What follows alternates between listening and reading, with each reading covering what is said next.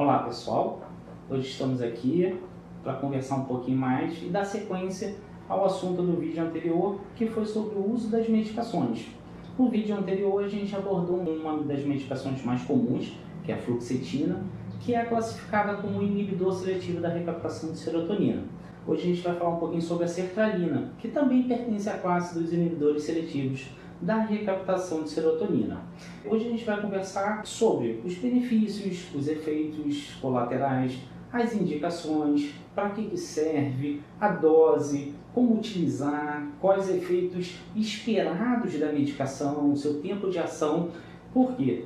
Eu tenho visto que é muito importante para a gente e para vocês passar essa tranquilidade em relação ao uso e dar tempo para o seu organismo também se acostumar de uma forma segura ao uso da medicação. Então, quando a gente fala da sertralina, vem uma grande preocupação de todos os pacientes. Primeiro, quanto tempo eu vou usar a Roma? Eu vou ficar dependente? Eu vou necessitar dessa medicação durante muito tempo? Eu sempre falo para vocês, medicação ela é necessária desde que você passe por uma avaliação médica.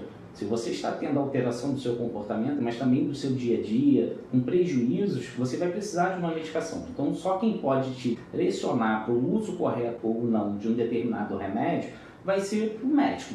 Então, quando a gente fala da sertralina, a gente tem essa preocupação da dependência, quais efeitos colaterais que ela pode gerar na gente. Na verdade, a sertralina, assim como qualquer antidepressivo, ela tem as suas particularidades. Dentre elas, assim, os efeitos colaterais mais comuns e presentes são os efeitos gastrointestinais, enjoo, náusea, um pouquinho de perda de apetite, mas que são efeitos esperados, tolerados e que, com o aumento gradativo da medicação, o indivíduo ele se adapta, fica tolerante, então eles passam a não prejudicar você no seu dia a dia.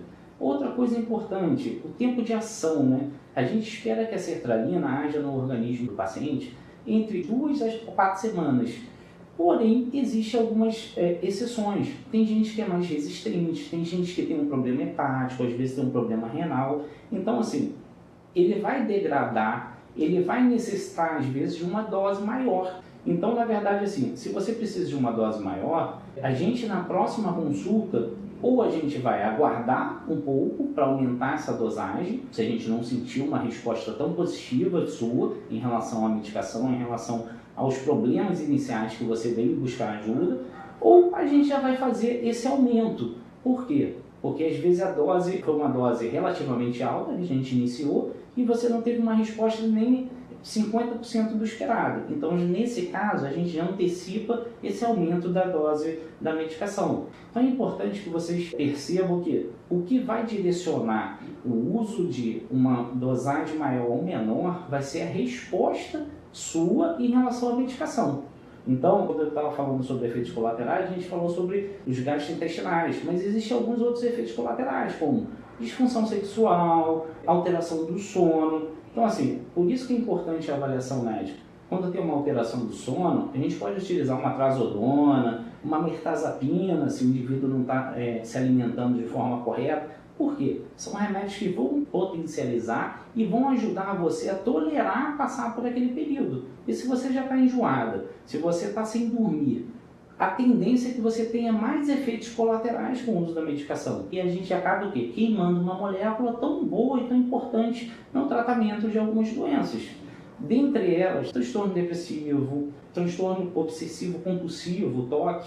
A sertralina em doses maiores ajuda bastante, 100 mg, 200 mg nesse transtorno. A gente pode trabalhar a sertralina para o transtorno dismórfico pré-menstrual, ajuda bastante as mulheres a passar por esse período sem aquela irritabilidade tão grande. A gente pode trabalhar para o transtorno de ansiedade, para o pânico, para a fobia social.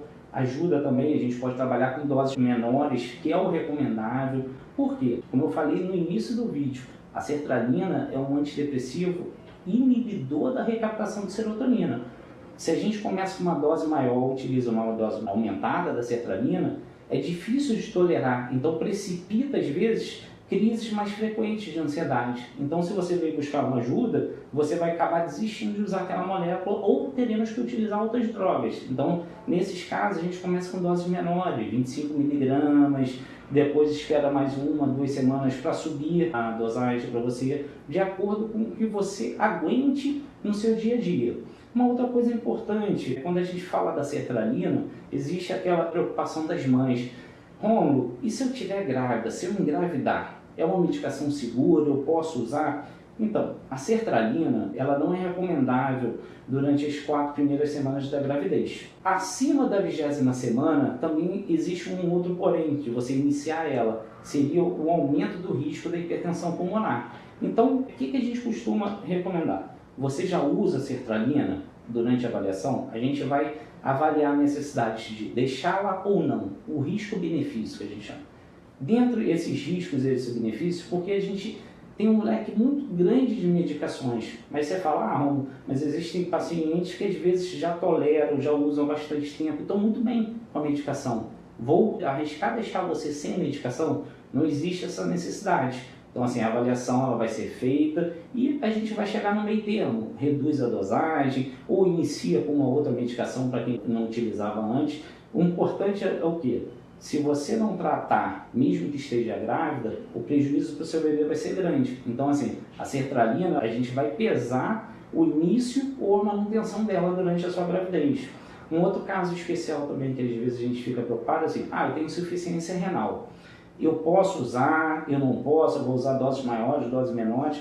Para quem tem insuficiência renal, não tem problema. A sertralina ela não é degradada, ela não é eliminada através da função renal. Então, independente de você ter alteração ou diminuição da sua função renal, o seu rim vai tolerar bem essa substância. Então, a gente não tem essa preocupação. Um caso bem específico é no paciente que utiliza a sertralina, mas tem uma insuficiência hepática. Os casos, às vezes, de cirrose, paciente com hepatite com uma esteatose aumentada. Então, assim, a gente vai ter um cuidado maior. Por quê? Porque nesses casos, a gente tem que utilizar uma dosagem menor. Tem uma degradação hepática a sertralina. Então, a gente utiliza doses menores do que a tradicional. Mas também são doses toleráveis e doses que vão ter um efeito terapêutico para você. Toda medicação pode causar um efeito colateral. Então, é para isso que a gente está conversando. A ideia desses vídeos é elucidar. Então, pergunte, converse com o seu médico. Se você está insegura, uso ou não uso, conversa com ele. A gente vai ter o maior prazer de passar para vocês e tranquilizar vocês quanto ao uso ou não da medicação. O que não pode é você parar, não sei, talvez eu possa estar grávida, eu vou parar o remédio de um dia para o outro. O prejuízo para você é muito maior, o prejuízo para um bebê, um prejuízo familiar por você descompensar, prejuízo às vezes assim de ordem econômica, você entra em depressão, volta aquele quadro inicial e prejudica no seu dia a dia. Saiba que, apesar de ser uma medicação com um tempo mais antigo no mercado, é uma medicação de excelência para a gente. Espero que essa ideia da gente falar sobre os remédios, sobre as medicações, deixe vocês mais tranquilos, vocês entendam a necessidade e, em dúvidas, procure o seu profissional, que com certeza ele vai te ajudar com o maior prazer. Espero que tenham gostado, espero que esse vídeo ajude a vocês no tratamento, no dia a dia, a tranquilizar. E temos vídeos novos todas as quintas-feiras. Se inscreve no nosso canal, dá um joinha lá, vai ajudar muitas pessoas a receberem essa mesma informação que a gente está passando para vocês. Fiquem com Deus, até o nosso próximo vídeo.